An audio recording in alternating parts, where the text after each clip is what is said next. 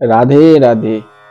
আজ শ্রীমতী রাধারানী লীলামৃত পার্ট 15 অর্থাৎ 15 ভাগ ললিতা সখীর উপর শ্রীমতী রাধারানী কিভাবে কৃপা করেছেন আপনাদেরকে তুলে ধরব।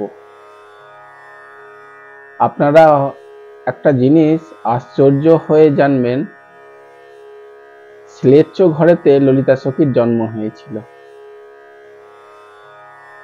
সেটা হচ্ছে সম্রাট আকবরের নাম তো আপনারা সবাই জানেন। সেই আকবরের পুত্রী হিসাবে ললিতা সখী পালিত হয়েছিলেন। চলুন লীলাটা আপনাদেরকে বিস্তার পূর্বক তুলে ধরি। প্রেম সে বলো রাধা রানী কি যায়। একবার নিকুঞ্জের মধ্যে শ্রীমতী রাধারানী আর প্রাণ গোবিন্দ ললিতা সখীকে ডেকে বললেন যে ললিতে, আমরা নিকুঞ্জের মধ্যে একান্তভাবে খুব গোপনীয় দুজনে কথা বলতে যাচ্ছি। নিকুঞ্জের মধ্যে সেখানে বার্তালাপ করতে যাচ্ছি, অর্থাৎ গোপন কথা আমরা যেমন বলি একটা জায়গায়, গুপ্ত জায়গায়, তো সেরকম ললিতা সখীকে বলে। আর ললিতা সখীকে বলে যে ললিতে, এই নিকুঞ্জের মধ্যে কেউ যেন প্রবেশ করতে পারে না। আমরা যে আলোচনা করব সেটা অতি গোপনীয় তথ্য কথা। তোমায় যে দায়িত্ব দিচ্ছি সেই দায়িত্বটা তুমি নিষ্ঠাভাবে পালন করো, আমার আদেশটাকে। ললিতা সখী বললেন, আজ আমার প্রিয়তম প্রেয়সী অর্থাৎ শ্রীমতী রাধারানী প্রাণ গোবিন্দ আমাকে যে আদেশটা দিয়েছে, এটা আমার সৌভাগ্য যে আমাকে সকল গোপী রয়েছে তাদের মধ্যে আমাকেই চুনেছে। তো অবশ্যই প্রাণ গোবিন্দ শ্রীমতী রাধারানীকে আশ্বাস দিলেন যে আপনার কথা মতো আমি দৃঢ় সংকল্প নিচ্ছি, আপনার এই নিকুঞ্জের মধ্যে কেউ প্রবিষ্ট হতে পারবে না। এই বলার পরে নিকুঞ্জের মধ্যে শ্রীমতী রাধারানী প্রাণ গোবিন্দ চলে গেলেন। তখন ললিতা সখী ঠিক যখন গাইড করে দাঁড়িয়ে আছে, হঠাৎ করে দেখে দূর থেকে উদ্ধব খুব দ্রুত গতিতে শ্রীমতী রাধারানী প্রাণ গোবিন্দের সঙ্গে দর্শন করতে যাচ্ছে। এবং ক্ষণিকের মধ্যে সেই যেখানে ললিতা সখী নিকুঞ্জের দ্বারেতে দাঁড়িয়ে আছে, এই কথাটা হচ্ছে গোলক বৃন্দাবনের কথা। তো তখন উদ্ধব কি করলো, ললিতাকে বলল, ললিতে, আমাকে প্রাণ সখা কানাইয়ের সঙ্গে বার্তালাপ, খুব জরুরি বার্তালাপ করতে হবে, খুব তাড়াতাড়ি, একদম দেরি করলে হবে না, আমাকে রাস্তা দাও, আমি দর্শন করব। আমি অনেকজনের কাছ থেকে শুনেছি নাকি এই নিকুঞ্জের মধ্যে শ্রীমতী রাধারানী প্রাণ গোবিন্দ অন্তরে রয়ে আছে। ললিতা সখী বলছে, না, তোমাকে যেতে দেয়া যাবে না। তোমাকে যেতে যদি দেয়া হয় আমার আজ্ঞা উল্লঙ্ঘন হবে। অতএব আমি এখানে নিষ্ঠভাবে যে দাঁড়িয়ে আছি, আমার কর্তব্য তোমাকে যেতে না দেয়া। তখন উদ্ধব বলে, আমার সখা কোনোদিন আমাকে ছেড়ে যায়নি। এই বৃন্দাবন, এই পৃথিবীতে যে বৃন্দাবন রয়েছে, বৃন্দাবনেরই এক স্বরূপ, যে আমাদের 84 কোষ ব্রজ পরিক্রমার মধ্যে যে বৃন্দাবন পড়ে। এবং সেই বৃন্দাবনে শ্রীকৃষ্ণ যখন দ্বারকা নগরীতে যায়, সেই দ্বারকা নগরীর মধ্যে যে শ্রীকৃষ্ণ উদ্ধবের সাথে সখ্য ভাব ছিল, এবং সেই কারণে যেন উদ্ধব ব্রজেতে এসেছিলেন শ্রীকৃষ্ণের জ্ঞান দিতে। কিন্তু সেই জ্ঞানের মধ্যে সেই জ্ঞান লোটপট হয়ে ভক্তিময়ী হয়ে সে 6 দিনের জন্য এসেছিল এবং 6 মাস থেকে দ্বারকা নগরীতে গিয়েছিলেন। এবং উদ্ধবকে খুব ভালোবাসতেন শ্রীকৃষ্ণ, আর বৃহস্পতির শিষ্য ছিলেন। তো তখন উদ্ধব এই সখ্য ভাবের জন্য কৃষ্ণের সঙ্গে বার্তালাপ করার জন্য খুব ব্যস্ত হয়ে আছে। এখন কি কথাবার্তা সেটা তো মানে গ্রন্থের মধ্যে উল্লেখিত নেই। তো যাই হোক, তখন উদ্ধব কি করলেন, ললিতা সখী মানা করা সত্ত্বেও নিকুঞ্জের মধ্যে প্রবেশ করতে যাচ্ছে। তখন ললিতা সখী হাতটাকে সরিয়ে দিয়ে উদ্ধব যখন নিকুঞ্জের মধ্যে দাঁড়াতে যেমনি ঢুকতে যাচ্ছে, তখন ললিতা সখী তৎক্ষণাৎ তাকে অভিশপ্ত দেয়, আরে উদ্ধব, তুমি অন্ধের মতো আমাকে কথাগুলো নাকারাত্মা দিয়ে দিচ্ছ। তোমার এত কিছুই কি এমন জরুরি যে কৃষ্ণের আজ্ঞাটাকে উল্লঙ্ঘন করছো? যাও, তোমাকে আমি অভিশপ্ত করছি, তুমি অন্ধ হয়ে পৃথিবীর লোকে চলে যাও, জন্মগ্রহণ করো মানুষ স্বরূপে। উদ্ধব বলছে, আচ্ছা, আমি কৃষ্ণের সঙ্গে দর্শন করতে যাচ্ছি, এটা আমার কাছে পাপ হয়ে গেল, আমি অন্ধ হয়ে জন্মগ্রহণ করব? এত বড় তুমি অভিশপ্ত দিয়ে দিলে, আমি প্রাণ গোবিন্দকে দর্শন করতে পারবো না? ঠিক আছে, আমিও তোমাকে অভিশাপ দিচ্ছি, তুমি যমন কুলেতে পালিত হয়ে জন্মগ্রহণ করবে। তখন এই কথা অভিশপ্ত দিতেই উদ্ধব বলল, যমন কুলে পালিত হবে তুমি। তো এই কথা অভিশপ্ত হতেই ললিতা সখী তখন, যবন কুলেতে ভগবানের নাম ধাম হয় না, নিরাকার রূপকে সাধন ভজনা হয়, কিন্তু সেখানে আবার ভগবান রাধা কৃষ্ণ থেকে বিরত হয়ে যাব, এই বলার পরে দুজনেই তখন সঙ্গে সঙ্গে পশ্চাতাপ করতে লাগে এবং ক্রন্দন করে, হা গোবিন্দ হা, এদিকে ললিতা সখী হা রাধে, এদিকে উদ্ধব হা গোবিন্দ হা গোবিন্দ, ত্রাহিমাম ত্রাহিমাম, আমাকে রক্ষা করুন বলে ক্রন্দন করছে। তখন প্রাণ গোবিন্দ শ্রীমতী রাধারানী ক্রন্দন শুনে নিকুঞ্জ থেকে যখন দ্বারের মধ্যে আসে, তাদের এই দুজনকার ক্রন্দনের কারণ জিজ্ঞাসা করতে তারা তখন একে অপরের উপর দোষারোপ করতে লাগে এবং অভিশপ্ত দেয়, সেটাও শুনিয়ে দেয়। তখন শ্রীকৃষ্ণ শ্রীমতী রাধারানী মৃদুমন্দ হেসে বলছেন যে এইগুলো আমাদেরই ইচ্ছা ছাড়া তোমাদের মধ্যে এই মনের মধ্যে প্রকাশ হবে না। আবার গোলক বৃন্দাবন, সেখানে তো কোনো রকম ভাবে ক্রোধের লেশ মাত্র নেই।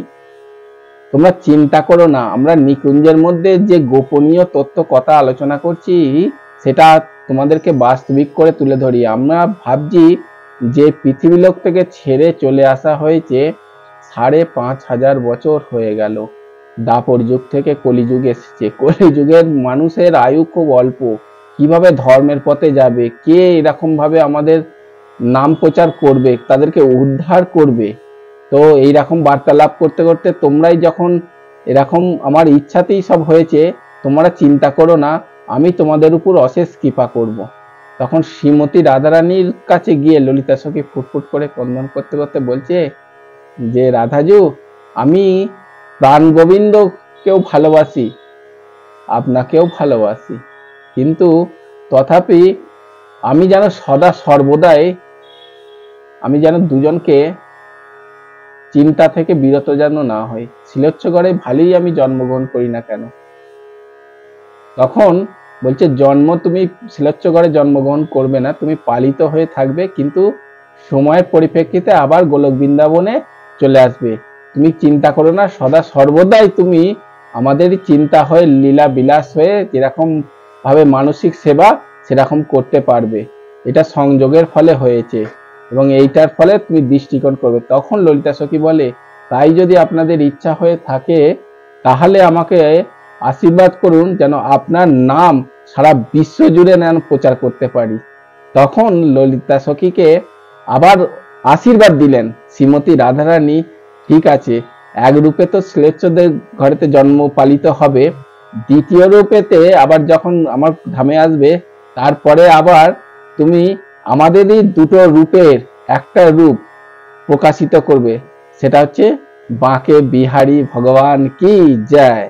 আর তোমার নাম থাকবে হরিদাস ঠাকুর, নামাচার্য হরিদাস ঠাকুর না, ওটা চৈতন্য মহাপ্রভু, আর এইটা হচ্ছে হরিদাস ঠাকুর। তো এই হরিদাস ঠাকুর হয়ে জন্মগ্রহণ করবে, তারপরে তুমি আমার নাম প্রচার করবে এবং তার সেই বাঁকে বিহারী প্রকট করেছে, এটা আলাদাভাবে এক লীলা আমি তুলে ধরবো।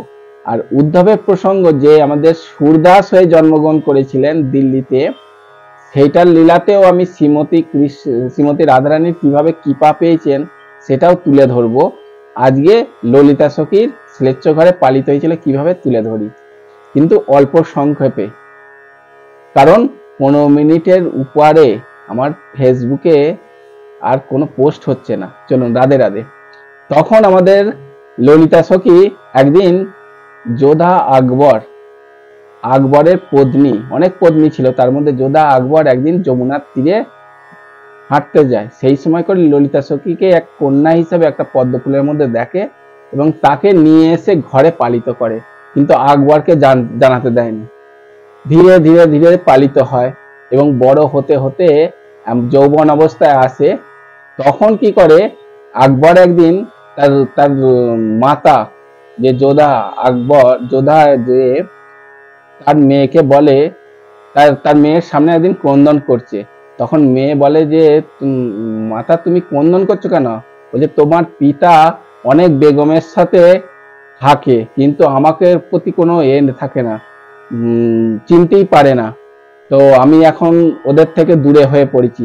তখন ললিতা সখী তাকে এত সুন্দর শৃঙ্গার করিয়ে দেয় এবং রাজমহলের উপরে ছাদের মধ্যে তাকে বিচরণ করে। সে তখন আকবর রাজ্য শাসন করার জন্য তার দরবারে যায় এবং দৃষ্টিকোণ দেখেই সেই রাজ্য দরবার স্থগিত করে তার মাতার সেই রাজকক্ষে আসে এবং তার শৃঙ্গারের রূপ দর্শন করে এত মোহিত হয়ে যায় এবং তখন জিজ্ঞাসা করে, তোমার এই রূপ মাধুরী এত আমার দৃষ্টিকোণ হচ্ছে, তোমাকে এত সুন্দর শৃঙ্গার তো কেউ আজ পর্যন্ত করে না, কে করেছে?